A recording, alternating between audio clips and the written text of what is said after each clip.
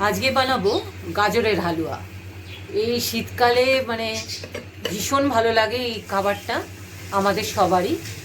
তা কড়াটা গরম করতে দিয়েছি, তার মধ্যে দেখিয়ে নিই কী কী লাগবে। এই 70-80 গ্রাম মতো কাজু হাতেই ভেঙে নিয়েছি, গোটা 40 গ্রাম কিশমিশ, আচ্ছা 300 গ্রাম মতো খোয়া ক্ষীর, ওই একটু স্টিলের নোড়া দিয়ে ভেঙে নেওয়া, টুকরো করে নেওয়া। লাগবে 1 কিলো গাজর, লাল গাজর, সেটা ভালো করে ধুয়ে গাটা ঘষে গ্রেট করে দিয়েছে আমার ছেলে। আর লাগবে দেশি ঘি, আর গাওয়া ঘিও লাগবে, সেটা সবার শেষে। আর লাগবে চিনি। এবার দেখাবো তোমাদের কি করে বানাতে হয়। তার আগে বলে নিই, প্রতি বছর অন্তত একবার করেও আমার ছেলে সব কিছু আমাকে করে দেয়, এগিয়ে দেয়, শুধুমাত্র আমার হাতের এই হালুয়াটা খাবে বলে। ওর বক্তব্য অনুযায়ী আমি খুব ভালো বানাই এটা। কড়াইতে দিয়ে দিয়েছি 2 পলা ভর্তি দেশি ঘি, পরিমাণে মোটামুটি গলে গেলে 1/2 কাপ মতো হবে। এই ঘিটা ভালো করে গরম হলে, খুব বেশি ধোঁয়া ওঠা নয়, মোটামুটি ভালো গরম হলে দিয়ে দেবো পুরো গাজরগুলো। ও আরেকটা জিনিস লাগবে, সেটা হচ্ছে মোটামুটি 1/2 লিটার মতো দুধ, ওই ফুল ক্রিম। ঘিটা গরম হয়ে গেছে, এবার দিয়ে দেবো পুরো ওই 1 কিলো গ্রেটেড গাজর।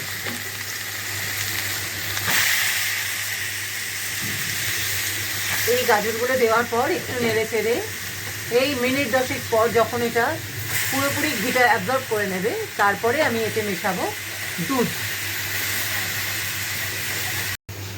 পুরো 8 মিনিট ধরে এই ফুলাচে রেখে ঢাকা দিয়ে, ঢাকা খুলে অনবরত নাড়াচাড়া করে গাজরগুলো মোটামুটি মিশে গেছে আর মজে গেছে ভালো রকম। আর এইটা দিয়ে আমি গাজরগুলো আমার ছেলেকে দিয়ে গ্রেট করিয়েছি, এই ছোট জায়গাটা দিয়ে, মোটা অংশটা দিয়ে নয়।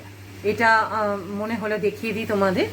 আর আমি মাঝখানে, আমি তো কখনো ওই ঘড়ি টড়ি দেখে রান্না করি না, ওই নিজের হিসাব মতো করি, কিন্তু আমার মনে হলো এটা ঠিক করছি না। এটা কোনো সময় বলছি 5 মিনিট, কোনো সময় 2-3 মিনিট, বোঝাতে পারছি না হয়তো, তাই আজকে একেবারে ঘড়ি দেখে 8 মিনিট ধরে এটা যে নেড়েছি সেটা তোমাদের বলে দিলাম। এবার আমি এর মধ্যে মেশাবো দুধ। আমি কিছু পরিমাণ মেপে করি না, আমার হাতের মাপে করি তো, তাই ওই কাপের মাপ বলতে পারবো না। এই মোটামুটি ধরো 1/2 লিটারের একটু কম দুধ এটাই পুরো মেশাবো। মিশিয়ে দিয়েছি মোটামুটি 1 গ্লাস মতো দুধ এই গাজরটাতে। এবার এটাও নাড়াবো এবং গ্যাস এইভাবেই ফুল আছে থাকবে যতক্ষণ না এই দুধটা একটু টেনে নেয়। তারপরে আমি তোমাদের দেখাচ্ছি। প্রায় 5 মিনিট ধরে অনবরত আমি এই ফুল আছে এই দুধ মেশানো গাজরটা নাড়াচাড়া করে গেছি। এবার এই অবস্থায় এসছে, এবার এতে মিশিয়ে দেবো চিনিটা। আর এই সময়টা আমি ঢাকা দিইনি, কারণ ঢাকা দিলে হয়তো সাইড থেকে ধরে যেতে পারে, সেটা বুঝতে পারবো না, ওই কারণে ঢাকাটা খোলা অবস্থাতেই ছিল এই 5 মিনিট। আবারও হাতের মাপে মিশিয়ে দিলাম খানিকটা চিনি। চিনিটা আমরা খুব বেশি দিই না, তবে এখন কতটা দিয়েছি জানি না, আমি লাস্টে তোমাদের বলে দেবো। এই মোটামুটি এই পরিমাণে চিনি দিই।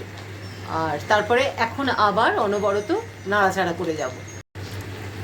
রান্না করতে যারা ভালোবাসে তাদের দলে আমি ঠিক করি না, কারণ রান্না করতে আমার মোটেও ভালো লাগে না। কিন্তু হ্যাঁ, আবার এটাও চাই না যারা আমার হাতের রান্না খাক তারা খেয়ে বলুক ইস রান্নাটা বিচ্ছিরি হয়েছে। ওই কারণেই চেষ্টা করি মোটামুটি মুখে দেওয়ার যোগ্য করে তুলতে। জানি না কতটা সফল হই। আর এই কারণেই আমি এই যে খোয়া ক্ষীরগুলো ভেঙেছি এইভাবে কোনো মতে, আর কাজু বাদামগুলো ওই কাটার ব্যাপার নেই, কাজু বাদামগুলো ধরে ধরে দুফালা করে দিয়েছি। এই আর কি, মানে বেশ সুন্দর সাজিয়ে রান্না যারা করে, আমি পারি না, আমার অত সময় দিতে ইচ্ছেও করে না। আর এর মধ্যে আমি একটা কথা বলতে তোমাদের ভুলে গেছিলাম, যে কোনো মিষ্টি রান্নাতেই 1 চিমটে অন্তত নুন মেশাবে, এটা আমার দিদা বলতো খুব দরকার। তা মোটামুটি এই চিনিতেই আমি গাজরের হালুয়াটা বানাবো, আর 1 ফোঁটাও এক্সট্রা চিনি দেবো না। আর এটা যতক্ষণ না শুকাবে এইভাবেই আমি নেড়ে যাব, আর গ্যাসটা এরকম ফুল আছেই থাকবে। প্রায় টানা 7 মিনিট ধরে এই বেশি আঁচে অল্প অল্প নাড়িয়ে নাড়িয়ে এইবার এটা আঠালো হয়ে এসছে গাজরের হালুয়াটা। এরপর এর উপর মিশিয়ে দেবো খোয়া ক্ষীরগুলো, কাজু কিশমিশ আর বেশ খানিকটা গাওয়া ঘি। তারপরে আমি গ্যাসটা বন্ধ করে দিয়ে রেখে দেবো মিনিট 5-7। তারপরে আমি আমার গাজরের হালুয়াটা নামিয়ে নেবো, আর তখন আমি তোমাদের দেখাবো ওটা কীরকম, তেলটা কিভাবে, ঘিটা কিভাবে ওটা ছেড়েছে। পুরো 5 মিনিট স্ট্যান্ডিং টাইমে রাখার পর আমার গাজরের হালুয়ার চেহারা হয়েছে এরকম। চিনি আর আমি মেশাইনি, কারণ আমরা মিষ্টি খুব কম খাই সব কিছুতেই, আর একমাত্র কটকটে মিষ্টি আমার মতে ওই দানাদারেই ভালো লাগে। আর এই হয়ে গেছে, আর অতিরিক্ত ঘি মনে হয় দিইনি।